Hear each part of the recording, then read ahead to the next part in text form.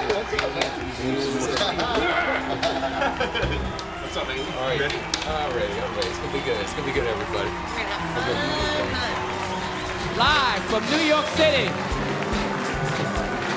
Please welcome your host to the stage of Urban Myth Comedy Storytelling, Mr. D.C. Bennett!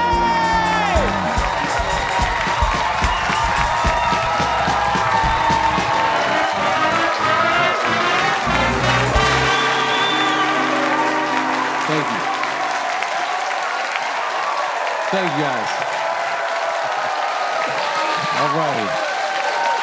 Thanks a lot, guys. Thank you all so much for coming out. Ah, that's nice. People always wonder what comedians' lives are like off stage. This show is a peek into that world. We started Urban Myth years ago. It was like a bunch of funny guys sitting around the back of a jazz bar telling funny stories, and it turned into the Special Olympics of comedic storytelling.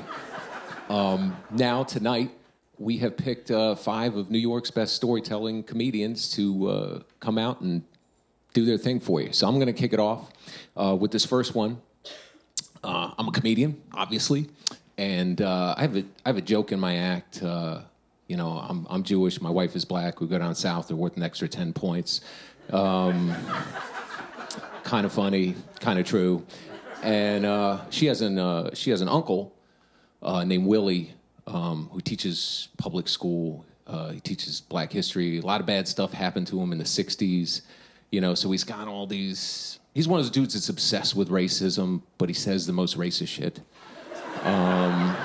And he lives around the corner from us, you know, and I'll hang out with him, and he just gets subjected to it. You know, like I was going to go to this Chinese restaurant, and I was with him, and he pulls me aside. He's like, you don't want to eat Chinese food. What they do is the chicken is not chicken. They get the cats. They keep them downstairs. There's a secret trap door. That's where they keep the cats at. Now they get the cats from the Puerto Ricans. The Puerto Ricans, they kidnap the cats. They put them in the back of the car. That's why the salsa music's so loud to drown out the meowing, so you don't hear it. They kidnap the cats from the Jewish when they go to Israel to count their money and control the media. That's when they break in, grab the cats, read the final call. So we had a party, and we invited our friends, all different shapes, size, colors, and we invited him, which in retrospect was kind of a mistake, because he showed up and he kept trapping people in these conversations. You know, like there'd be one of my white friends, and he'd have him on the wall, and he'd be like, "See, you feel that way because you're white. White is without color. See, white people came from the ice. Brothers came from the sun." That's why white people can wear shorts in October and shit like that. You understand? Read the final call. Have a bean pie. You know. He's got one of my Asian friends in the corner. See, feel that way because your eyes, they're closed. But it's not a genetic thing. It's a denial thing because you look down, you see the little dick. Oh, no. And then close the eyes and then, read the final call. Have a bean pie, you know. So, people coming up to me after the party, like, who is that? I was like, it's my uncle-in-law. He's just kind of old school, you know. So the next day, he's also very paranoid, and a lot of stuff happened to him. So the next day, he calls me up, and he's like, nice time at this soiree, a lot of bohemian individuals. I'm trying to get some reefer. If you could arrange, a dime bag, a nickel bag, or something of this nature. So I got to go on a weed quest for my uncle-in-law, and I don't really know where. I know there's this bodega in the neighborhood that I think is a front because there's no merchandise. There's just like an old-ass can of Goya beans in the window and a box of cornflakes. Still has Bruce Jenner with a javelin on it. You walk inside, there's a picture of Menudo on the wall with the eyes cut out. Police aquí. So first I go in, I got to prove I'm not a cop, I got to show ID, and I hook it up and everything, and I call him up, and I forget he's very paranoid. I'm like, hey man, I got the, and he hangs up the phone. And he calls me back and he's speaking in code. He's like, did you get the contract? I'm like, the what? The contract. I'm like, yeah, I got the contract. How many pages? I don't know, 50 pages. 50. I told you a 5-10-page contract. I'm like, a 5-10-page contract is gonna have seeds and stems in it. God damn it! He hangs up the phone. You know, the FBI is gonna move in at any minute. You know. So he calls me back. We live in Brooklyn. So he calls me back and he's like, meet me at the promenade at midnight. And the promenade overlooks, the East River. So I go out there at midnight and he's out there, but he's in disguise. He's got a trench coat hat on and a hat, a fedora. He looks like McGruff taking a bite out of crime, He's making a fake phone call at this booth. I walk over and something's wrong because he starts gesticulating. Black Hawk down, VC in the bush, principal in the office, cracker on the cheese, flippity flop, abort mission, mutiny on the bounty. Trying to decipher all this shit. Then he's like, meet me in the diner in 10 minutes. I said, 10 minutes, I wait. I go in the diner. He's there. He's sitting at a booth. The diner's basically empty. He's sitting at a booth, and I walk over and he puts on this whole, production of how he doesn't know me. Coffee for this gentleman I've never seen before. Rest your weary feet, stranger. What can I do? And he slides this napkin over, and I look, and there's something written on the napkin. And I look, and it says 5-0 at the cash register. And I look, and there's a 70-year-old security guard buying a cup of coffee. I'm like, that guy's not a cop. God damn it. He eats the napkin, right? And he's yelling at me, motherfucker, you ruined the contract. I'm like, I quit. I don't want to work for this company anymore. Here, take your POT. I leave. The next day, there's a message on the answering machine. It's me. I read the contract last night, every page, and I can't feel my legs. Call me. So that was my uncle story, everybody.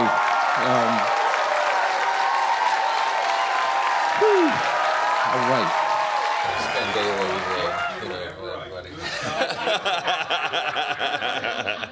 Hey. Mr. Buff Bailey. How you doing? I'm well. Good to see you, man. Yeah, you too. It's been a long time. Long time. Good to see you. You too. How are you? I'm really good. Yeah. Oh, I'm getting ripped apart in this other room over here.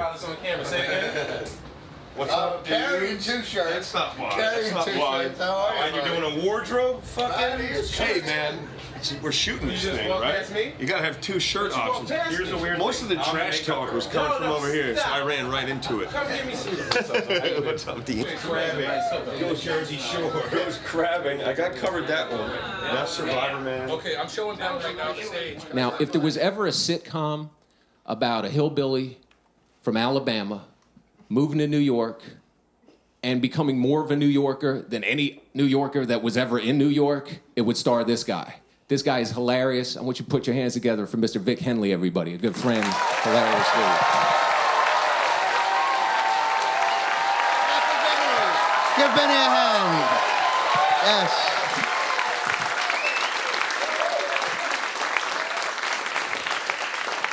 So he is right. I'm from Alabama. It's right there. You can hear it. I don't have to hide it. There it is.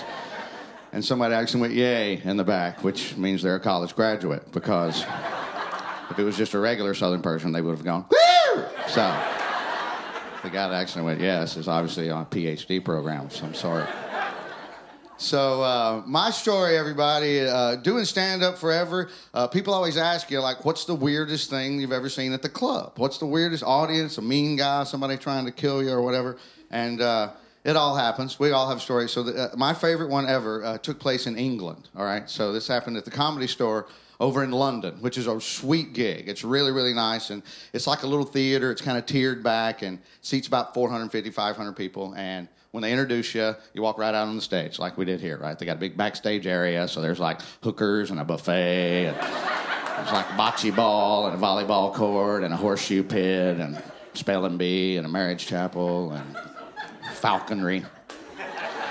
It's huge. So we're all hanging out backstage. There's a host of the show. There's a lot of comedians. That's how the show runs. The show runs about 2 hours. It's a sold-out show. It's Saturday night, all right? And I'm next. So I'm kind of pacing around by the door to the little curtain where you come through, checking the schedule, looking at my watch, just killing time. Dead quiet all of a sudden, the whole showroom. 500 people, you could hear a pin drop. Just dead silent, nothing, So this immediately gets all the comedians up. We're kind of gathering around like, what the hell's going on? It's a sold-out show, good God, So we creep over and we're peeping through the curtain. There's a door and we're trying to look through and figure out what happened. And to the best of our ability, we put it together that the host of the show has told a story or a joke or something, and he's used the word midget in the story, all right? Which is incorrect for anybody that does not know. That's I didn't know. I'm from Alabama. I'm 3 steps away from, you ain't got no legs, Lieutenant Dan. That's who I am. All right, so, yes. In another time, I could have been president. So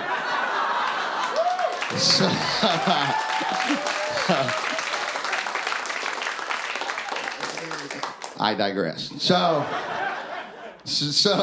midget is bad, and it's little person is the correct term. Midget is like the N word to black people, so it's wrong. And I don't know what the guy said, but whatever he said, this lady unloads on him in the back of the club. And she jumps up and she's like, "It's not midget, it's little person, and I'm a little person, and you're using a bigoted, prejudicial term, and I came with my friends." And she just lays into him, right? And the whole crowd is immediately like looking at the floor, and it's kind of just awkward and weird and doo-doo-doo and around here, and we're kind of giggling backstage because we're horrible people. Comedians are horrible people, so there's nothing better than watching your friend fall on a penis. We think that's the greatest thing in the world.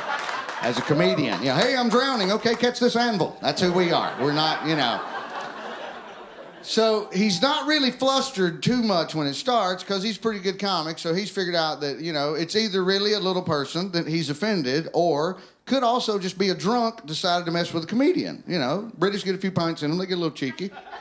Sometimes, So he's doing the comic thing. He's kind of bending down. He's holding his hands up over the stage light so he can kind of see into the back to actually see what he's dealing with. But it's not a drunk. It really is a little person. And she's out of her seat, and she's working her way forward, and she's just continuing to hammer the shit out of him, right? And she's like, "And I came with my friends because it's my birthday, and they said we should go to the comedy club and celebrate your birthday because that's so much fun, and we'll get a big group, and we'll get a limo, and there's like 15 of us, and we were having so much fun and such a good time. You started saying those horrible things, and you're ruining my birthday!" Like that, and you can see just sweat coming out on him, And I'm vomiting blood. I think it's one of the funniest things I've ever seen in my entire life.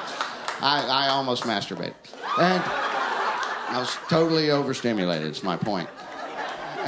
And so the minute she says it's her birthday, no hesitation from him. He dives in, "Happy birthday," right, and everybody goes with him. Everybody. So it goes from weird, awkward silence to 500 people singing happy birthday to the lady, right? So now all the fluid has left my body. I can't even, I'm snot, sweat, I'm collapsing. I can't even, we're high-fiving. We're just glad. We're like, he saved it. How good was that, And then one of the other comedians goes, "Wait a minute. I don't remember him getting her name anywhere during that entire exchange." And sure enough, they got to the part of the song, and they're like, "Happy birthday, dear." And all 500 people go, "Midget." Happy birthday to you. That's all, everybody. Enjoy. Thanks. Thanks.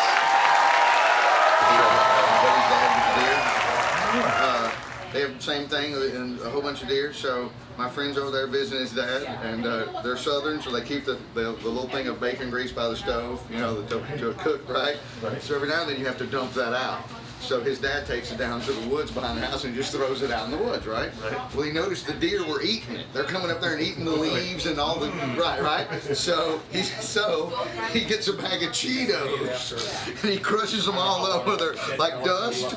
And the next time he goes down there, he pours the Cheetos in with the grease and he throws it all out there. So when the deer eat it, they all have orange. That's awesome. A lot of people with voices in their head are medicated. This guy makes a living from his, and he is hilarious and a good friend. Keep it going for Mr. Dean Edwards, everybody. Dean Edwards.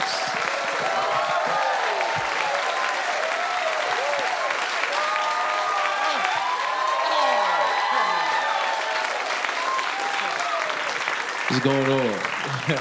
How y'all doing? Story time. I guess my story is based around, I was on Saturday Night Live for a couple of years, man, and it was weird doing that show. It's a great experience, but after you do the show, every time people find out that you were a part of the show, everyone has a million questions. And I think what was interesting for me was when I first got the show, no one in my family, none of my friends knew. I didn't tell anyone that I was going through this process of booking the show. So when I got it, the first person that came and wanted to talk to me was Tracy Morgan. And Tracy was a cast member on the show, so he was the alpha Negro on the show, right? I was the beta Negro coming in. And I remember I was hanging out at a comedy club downtown, the Comedy Cellar. Tracy was there already. I walked in, and Tracy calls me. I was like, yo, Dean, come here. Come here. You know, he summoned me. He was like, come here, sit down, Papa, sit down. Sit down, I heard. I said, heard what? He's like, you don't think I know, but I know. You don't think I know, but I know. I hear things. I'm cool with Oz. Lauren is Oz. I'll pull back the curtain. I know the truth. I said, okay. He said, yeah, so get comfy. So you got the gig now, huh? You about to be on Saturday Night Live. You're not ready for primetime player. You're not ready for primetime. You in the history books. Ain't but 2 black people, like maybe 3 or 4. It was Eddie Murphy, Garrett Morris, and me, and some other dudes, and you now. How you feeling? I said, man, I feel good. He said, that's awesome. You about to be making money now. About to be making more money than everybody in your entire generation. Everybody. That means your mother, your father, your grand, all of them. You about to pay all of their mortgages and then some and have $5 left over.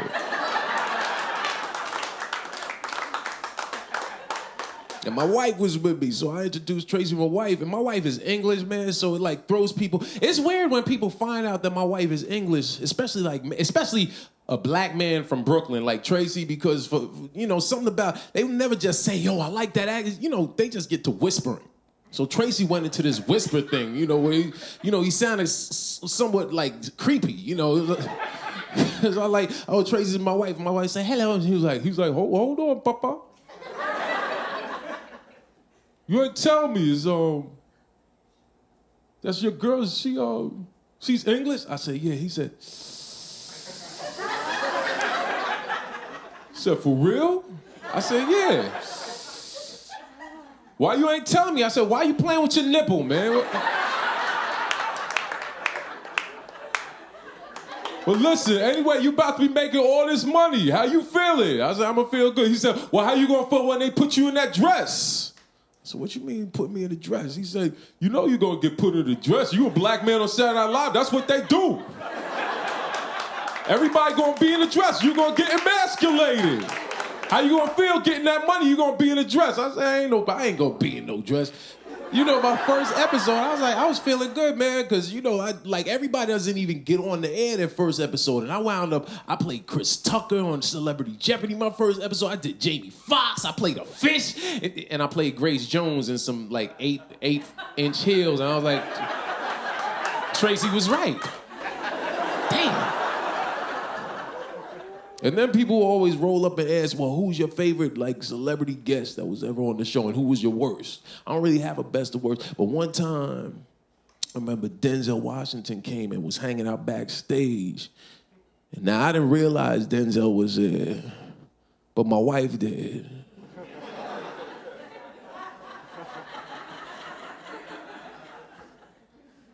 And it's ill, because I was walking around backstage, and Tracy rolled up, he was like, you heard your boy is here, right? I said, who? I heard your boy from Mount Vernon. You from Mount Vernon? He from Mount Vernon. Y'all supposed to know each other in the same vicinity. Supposed to have a psychic lock on that. I said, what you mean? He said, Denzel Washington's in the building. Keep him away from your girl. So I ain't know nothing, so I'm going back to my dressing room, and my wife is standing there, and she just froze. She's like... So I'm looking at her like, oh, I said, what you like this shirt? She said, move! I said, why? She said, Denzel Washington is right there. So I'm like, all right, well, so what, he got 2 Oscars. I'm on SNL, I paid for the generation, She's like, you have to introduce me to Denzel. I ain't no punk. You know what I'm saying? I ain't insecure about Denzel Washington, so he got 2 Oscars. I was in one sketch that night, you know what I mean? That's how I felt. I wasn't stressing.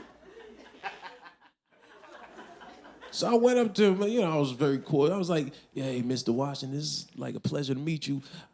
Listen, my wife, she, women get, how they are with us, because we're peers, But was wondering if would you mind saying hi to her just to get her on my back? No problem. So I brought her over. I said, look, Tracy, this is Denzel. Denzel, this is Tracy. He just looked. He was like, okay, all right.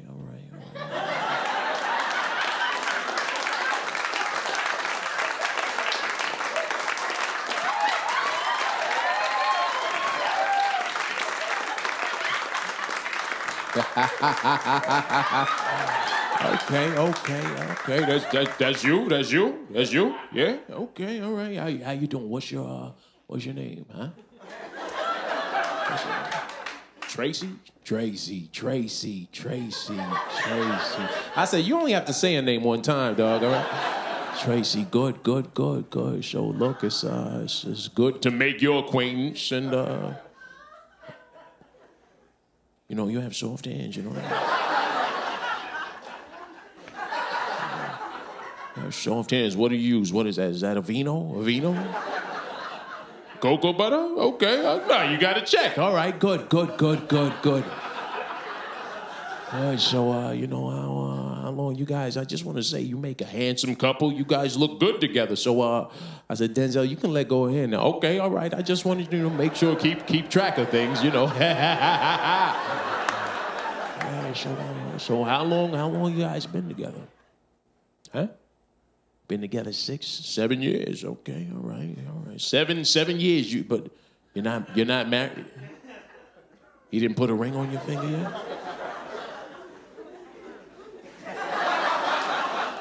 Let me tell you something. I would never make you wait that long because you look good, huh? You look too good to go there, all right? Huh? Oh. Hold up, you. Dean, you didn't. Let me ask you a question. Is your lady English? I said, yeah. He said, hey, man, y'all be cool. Take care.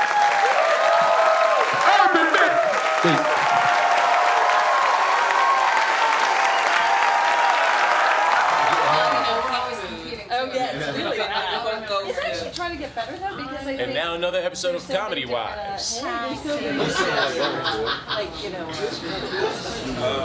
It's hard to know when you're talking to a comedian what is actually real and just totally off the top of your head. And I'm Dean Edwards. Hi. So this next young lady, I had the pleasure of meeting many years ago. I saw her at one of these Lower East Side alternative venues, and I remember the circumstances. There was it was a group of performers. The guy before her came out. His act was he whipped out his dick, and he yelled at it in Russian for 10 minutes. And I turned to my wife and I said, "Who is going to follow that?" And my wife turned to me and said, "I think I went to high school with that guy." Please help me welcome the queen of the downtown scene, Miss Jess Wood, everybody. Miss Jess Wood.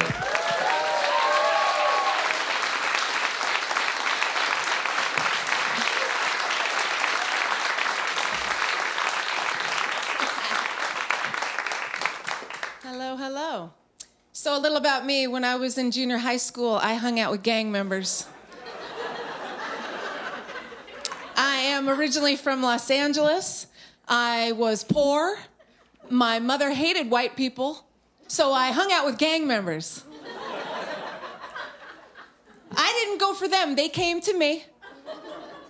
Junior high school, I'm at my locker. Mexican guy comes up to me, flannel, baggies, you know the type. Comes right up to me and he's like, "Jessica, you need to hang out, Esa. We've been watching you, homegirl. You're fucking crazy. You got that pink hair and shit? You're fucking crazy, homegirl. We want you to hang out. Now, this is Froggy talking to you right now. Listen up." Wow, okay, Froggy. Does that tattooed tear mean you killed somebody? Because it's adorable. That's all I'm saying. And he said, "Yeah, but that was a long time ago." Okay, we're in 7th grade. So I started to hang out with the gang members, and I loved them. Everybody had a great nickname. Froggy, he looked exactly like a frog, bug-eyed, little round man. His girlfriend, Mousy, very small little girl. "How you doing, stupid? Nice, good to see you." And then my nickname was Maniac. And when I asked, I said, hey guys, how come Maniac? Why Maniac? Why for me Maniac? And always the same answer. Because you're crazy, homegirl, because you're crazy. Really? Because it wasn't my idea to get the gun and go for a ride in the van. You know, it wasn't my fucking idea. But I was crazy with my pink hair, and they're like, look at what you're wearing. You fucking wear shit that looks like my mother's curtains and shit. Fucking stupid. It's like, okay, cool. Thanks, guys. Right. So one night, Mousy had a party, and everybody was there, Froggy, Spooky, Smiley, everybody. And I went, and I got dressed up. For me, dressed up in the 80s, I was kind of confused. I was a little punky, I was a little wavy, I was a little hippie. I wore crinoline. There's a crinoline skirt involved. If you don't know, crinoline skirt kind of looks like a tutu. It's made from netting. So I go out to the party, the house party, and I'm in my crinoline skirt. I'm thinking I'm looking hot. It's layered, very Cyndi Lauper.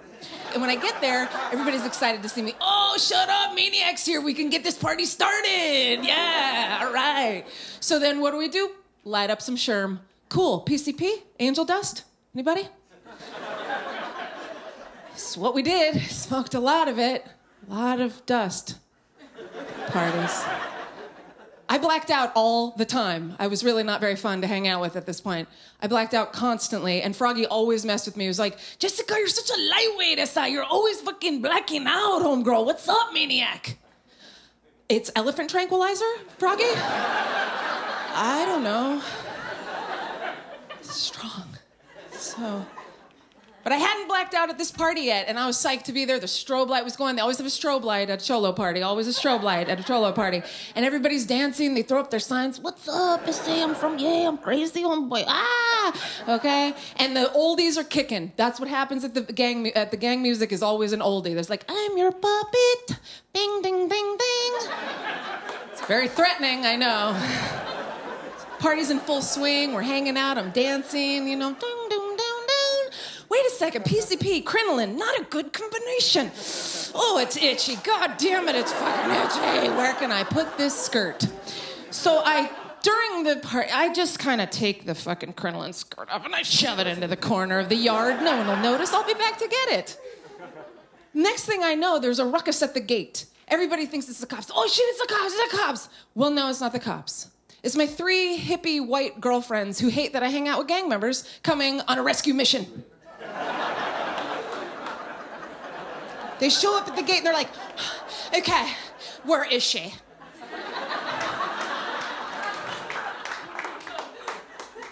And the cholas are gentlemen, you know. Hey, come on in, ladies, you want to dance?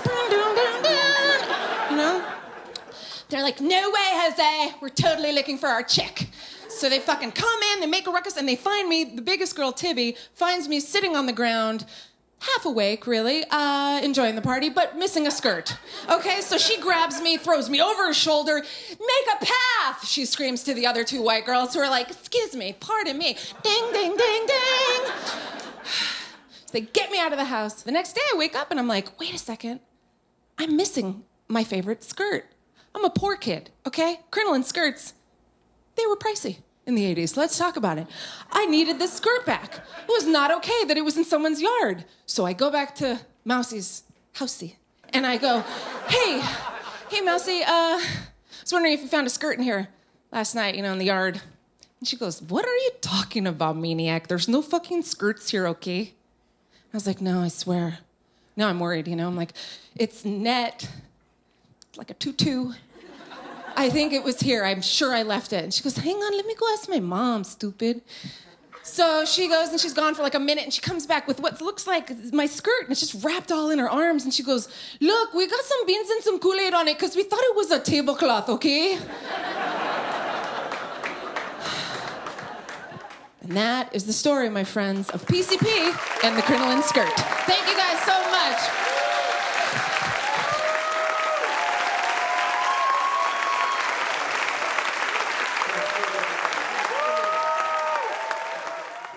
I think I saw a couple relatives out there, so got some sympathy laughs. It was good.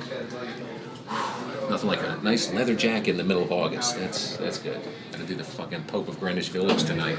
That's perfect. All right. One more.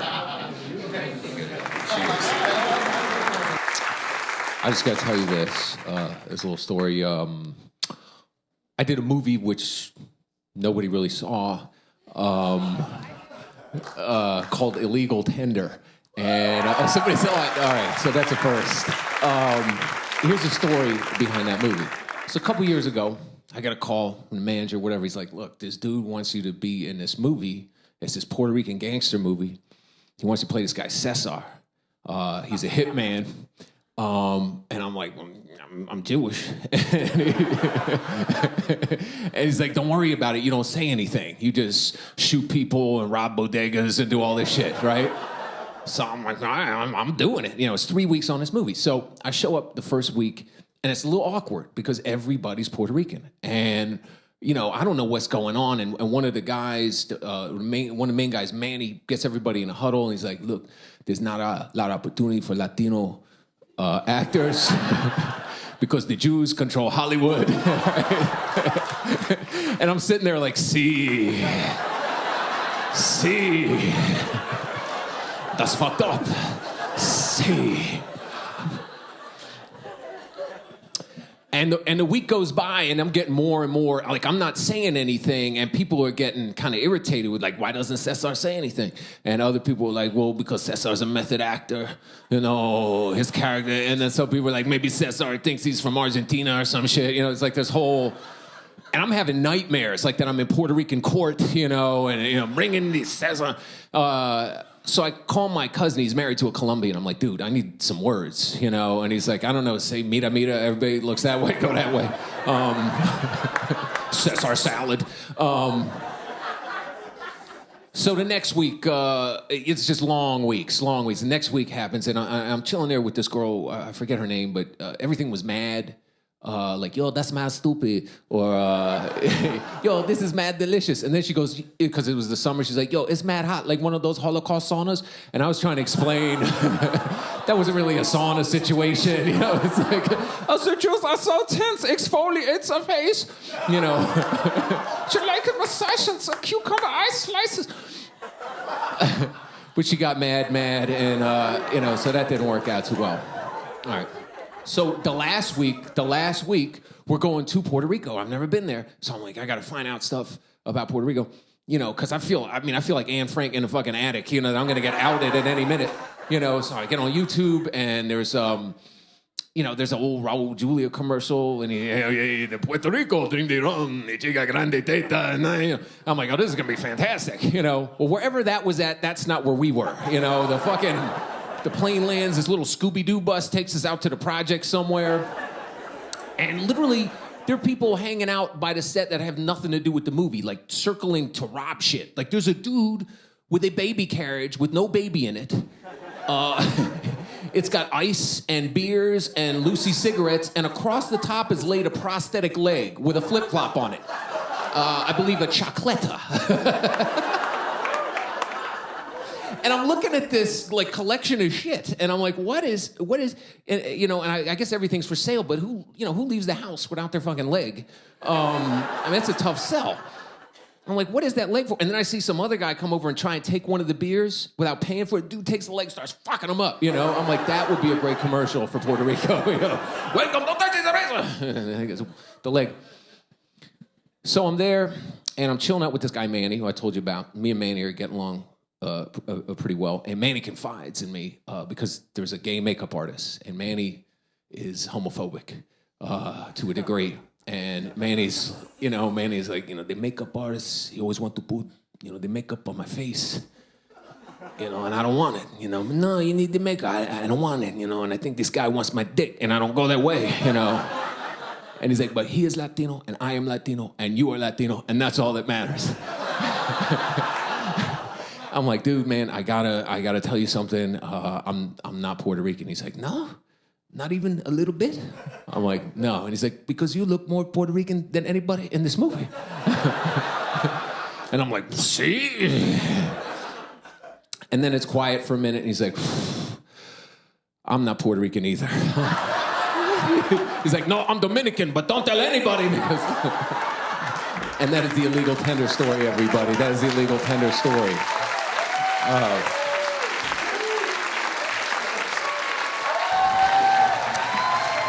It's a ritual. Rich's friends. Look, Jordan wears his North Carolina shorts. I get head from Wayne. It's cooler over here. It is, yeah. This is Jay. Hey. Thanks for stealing my spot, Jess. Thank you. This guy, I would always see in the black comedy clubs. It'd be me and him, and we'd be the only two white guys in there in the room, and we'd always look at each other, you know, like, represent. And man, is he hilarious. This dude is like he's like the Sonny Liston of storytelling, man. He hits hard. He's incredible. Good friend of mine, Big Jay Oakerson, everybody. Big Jay Oakerson.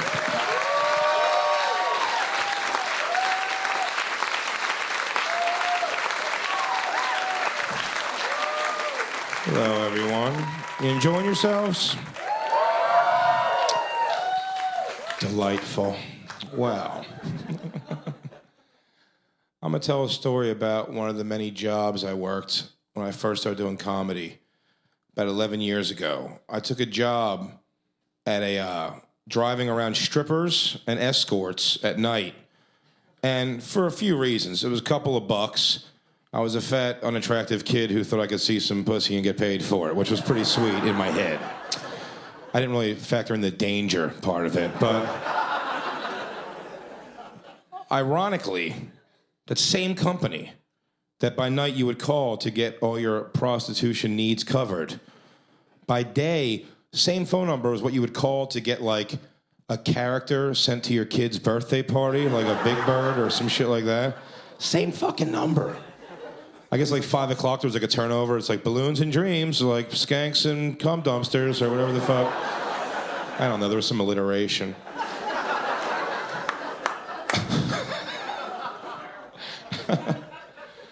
And he would call me for both jobs. He would send me out as a character at fucking kids' parties. And I was the last guy on the roster, so I would always get sent to like the scariest, most ghetto parties, which made it like 10 times scarier than it could have ever possibly have been already dressed like a character at a kid's party. So I remember one I go to is North Philadelphia. I walk in there. I'm a very white in a very not white house, let's just say. There's kids there, but it's only two, and they're babies eating Cheerios in high chairs. That's who I'm there to entertain, by the way. Everything else, no furniture, and just guys in do-rags, like playing dice and smoking blunts and like drinking 40s and shit. So I'm terrified. And I walk in and I'm like, hey, I'm gonna be Winnie the Pooh for your kid. And he goes, oh yeah, motherfucker. Goes, where's your fucking balloons and gifts? I was like, what? He goes, yo, motherfucker, you were supposed to bring balloons and gifts, motherfucker. By the way, he said motherfucker, like, sir, yes, sir. Like, motherfucker, you supposed to bring shit, motherfucker.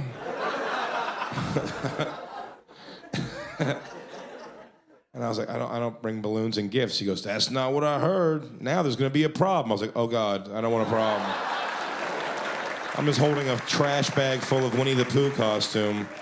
I just want to make my $50. And I go, can you just call my boss? Maybe he could fix it. He goes, the boss is a scumbag. He runs a hooker company and a kids' party place, so he's not a very honest guy. And he'll say anything, I guess, just to get people to buy the service. So he said I was bringing balloons and gifts, but didn't tell me and sent me to the hostile waters of, like, a fucking Menace to Society party. So I'm fucking... like someone's getting beat with a phone book or something at the end of this thing. So they go, they're like, yeah. He goes, it's all fine now. They took some money off the price. He goes, go change upstairs. So I go upstairs and I close the door of the bedroom. And this guy goes, motherfucker, don't close that door, motherfucker! And I was like, I already did. And he goes, motherfucker! Something's wrong with the door. It's broke, and if you close it, it won't open again. 45 minutes, they're taking this thing off the hinges. And I'm getting half dressed, and I'm not everything but the head. I'm just into my Winnie the Pooh costume. And I remember how hilarious the scene must look when they broke the hinges off. It's like an old shitty Philly house, and the door just slams, and the dust kicks up. And as the dust settles, you just see a guy dressed like Winnie the Pooh, like looking majestic while I hold the head, like an astronaut's helmet. I'm like, let's do this, boys. Let's go make history.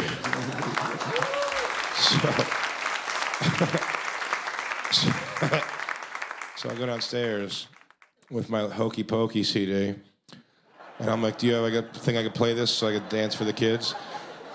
And he goes, motherfucker, just dance to what's on, motherfucker. And it was like Dr. Dre or some shit like that. So I'm like dancing in a Winnie the Pooh costume for little kids, like shot a motherfucker in the grill, bitch, motherfucker, all up in the ass.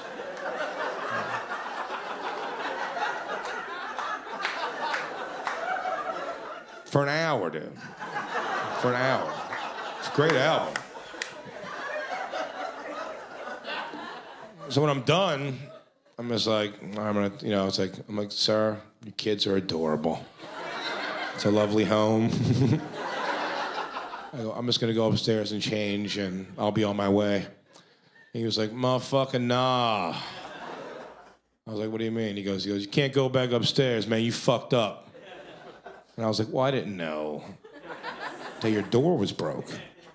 But I just want to go change real quick. He goes, nah, motherfucker.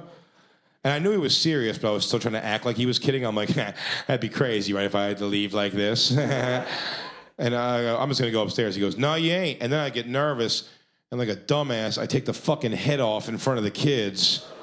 I'm like, hey, sir. And the kid's like, wow. He goes, motherfucker. Good thing he starts kicking me in my fucking bare ass.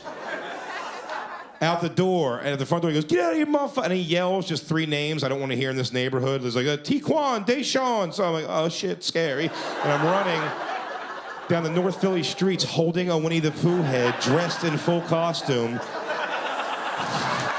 Thank you very much.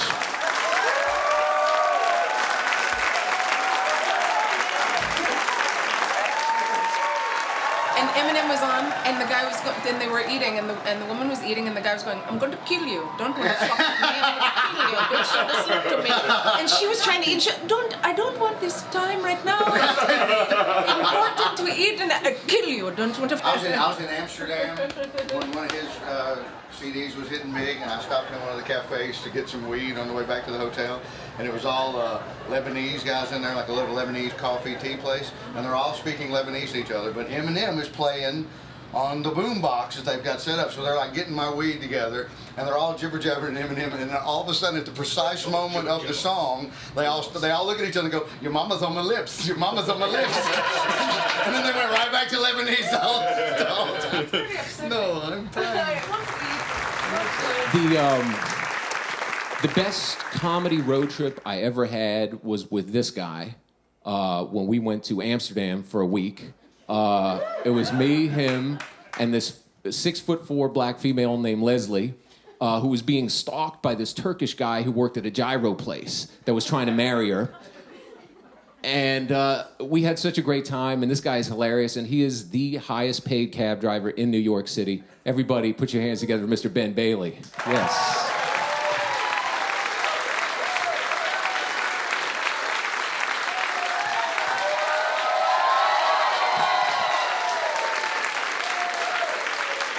Thank you.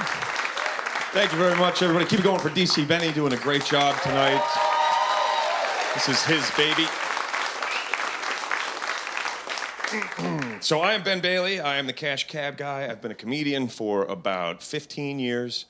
Long before I started stand-up comedy, when I was about 15 years old, I woke up one Sunday to my mother shaking me, as I often did, at noon, get out of bed, just to get me out of bed most of the time. On this particular day, she wanted to get me out of bed because it was Father's Day, and she knew that I had nothing for my father, and she wanted me to get my ass to the mall and get him something and come back. So she woke me up, sent me to the mall. I went to the mall. I was walking around the mall for like an hour, hour and a half. Couldn't find anything. Looking around. Oh, no, he's got one of those, and, I don't want to buy him socks. I don't want to buy him a tie. Same old shit, So I'm about to give up, and then I see this huge display in the bookstore. there's a book called Dear Dad, Letters to My Father. I am immediately done shopping. Right? Like, I know nothing about this book except that it's Father's Day and it's Dear Dad, so there we go. I buy the book. It's a book by a hugely famous comedian at the time, still well-known guy, Louis Anderson. You guys know Louis was host of Family Feud and stuff for a while. He was the big, fat, funny man of the time. He was huge. So I buy his book. I give it to my dad without really thinking about it or knowing too much about it. Everything's good, you know, like a few weeks go by. I'm like, Dad, did you ever get around to reading that book? What'd you think? You know, and he's like, he just kind of, I didn't really know what to think. And I'm like, oh, well, maybe I should have looked into it more, but, I'm 15. That's as far as it goes. I'm like, okay, see you later. I go out and, I forget all about it. Like 7 years later, I am in Los Angeles. I've gone out there to be a movie star. I've moved from New Jersey. I said, I'm going to LA. I'm going to be a movie star. That's it. Can't get a job anywhere to save my life. I have all this hotel experience. I can't get a job in any hotel. The only place I end up getting a job is at the Comedy Store on Sunset Boulevard. And times were a little tough at the Comedy Store at that point. So the deal is, if you work there, they'll give you a couple of drink tickets. At the end of your shift, you go in, service bar downstairs, get a couple of beers, go and watch the show, right? So they just want to have audience. So I figure out along the way that I don't have to use all my drink tickets on the same night. Like, if I have zero money, So I'm like, if I save these up until Friday, I can get shithoused after work for nothing, And on top of that, I figure out where they keep the drink tickets. So it's Friday night. I've got all the drink tickets in the world. I'm running around I'm buying beers for people with my drink tickets because I just have unlimited drink tickets. And I'm getting a little drunk, and who's sitting across the service bar at the Comedy Store but Louis Anderson himself? And I'm like, my God, and I'm nervous. He's a big star, and I'm like this dumb kid who can't even get a job. And I'm like, you know what, I'm going to talk to him. I think I'm going to go talk to him. So I go over to him. I finally go over to him. I'm like, hey, Louis Anderson, nice to meet you. My name's Ben Bailey. I just moved out here from New Jersey, and I'm a big fan, And he's like, he's a little too happy to meet me right away, Like, oh, hi, Ben. What exactly are you a fan of, And he wants to keep talking, and I'm like, this is cool. I'm hanging out with Louis Anderson. And we're sitting there, and the drink tickets are flowing, and we're getting drunk. And at some point, I realized that Louis is no longer around the corner of the bar from me, but he has now, migrated. And he's getting closer and closer. And pretty soon, Louis and I are sitting right next to each other, and our legs are touching. You know what I mean? You know when you realize that it's not an accident? All right, Louis is definitely putting his leg against my leg. He's well aware that our legs are touching, even though I wasn't really until just now. And then things started to get a little awkward. I was sweating and just like, oh, I don't know what to do here, but we're laughing and having fun still. So finally, I'm just like, you know what? I'm going to have to say something. So I get up my nerve. I go, Louis, I'm sorry. I was just a fan and happy to meet you. I didn't realize that you were gay. And he goes, ah! He laughs. He goes, haven't you read my book?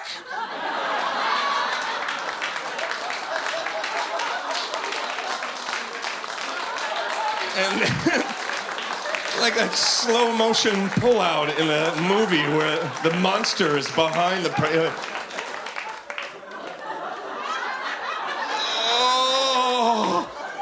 Oh my God.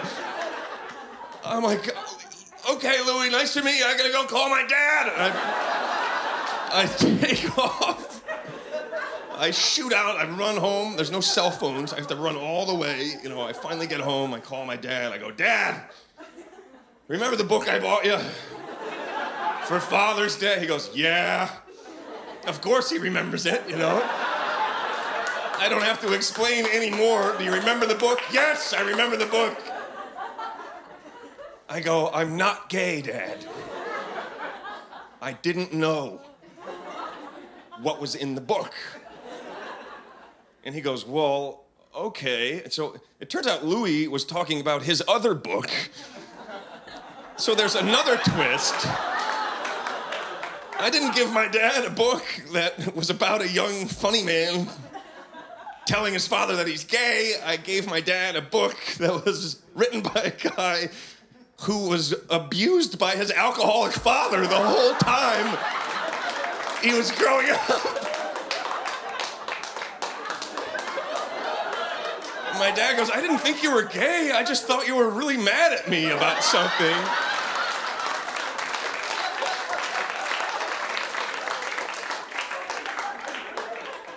So, this happened this years and years ago, right? And I've told this story several times because it's a good story. I like it, you know, and it's funny. It's just nuts that it's true with this guy, Louis Anderson. So a week ago, this tonight is already scheduled. A week ago, I'm in Montreal at the Just for Laughs Comedy Festival in Montreal, right? I'm walking through the lobby. Who's sitting on the couch? Louis Anderson. Right? He's sitting right there. And I'm walking with another comic, and they know each other. And he walks up and he's like, hey, Louis, how are you, man? You know, and Louis' like, oh, hi, Jim. And then he sees me, and I think it's something he says to everyone, but he could not have hit me with a more appropriate one-liner to shut me up. I go, Louis, I don't know if you remember, but I met you a long time ago when I first started. He goes, I remember, you're a great kisser. And it just dumbfounded me, like, I was standing there looking at him, and he's looking back like, why is this guy... He clearly doesn't know that what he said is so perfectly appropriate to what happened in the whole thing, but... So that's my Louis Anderson story. If you run into him, don't sit too close. Thanks a lot, you guys.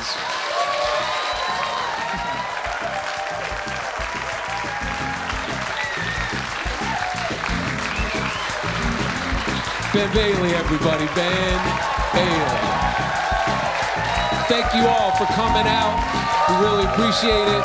I'm gonna bring out all the comics. Jess Wood, everybody. Jess Wood. My man Vic Henley. Yeah. Dean Edwards. Ben Bailey. And Big Jay Oakerson. Thank you guys so much. Really appreciate it. We had a great time.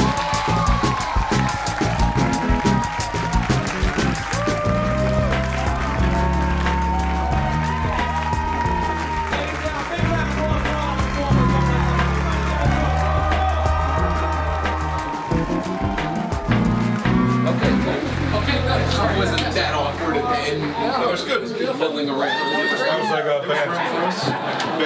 Free bar, wow. 3 seconds. Yes. Free bar. 3 seconds of freedom. Way to go. Well done. Thank you, Mr. Edward. Or Dino, as we like to say. Show's over. Good night, everybody. Now, the Brooklyn Broadcasting Company presents Inspector Calhoun in the Kung Pao Chicken murder case.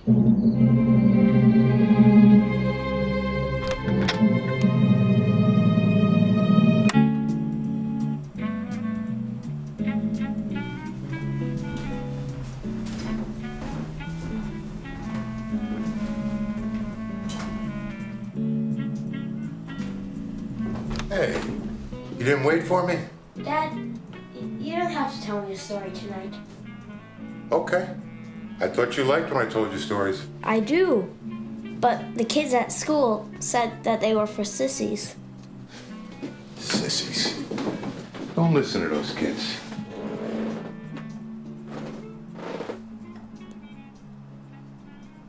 You know, stories are the most important things we have. Without stories, there'd be no books, no movies, no radio, no funny papers, no nothing. And the best stories? Well, the best stories, those are the funny ones from real life. You mean like the time when we went to the beach and he got stung in the dingus by that jellyfish and had to wear that medical diaper for 3 days? Well, that wasn't exactly what I...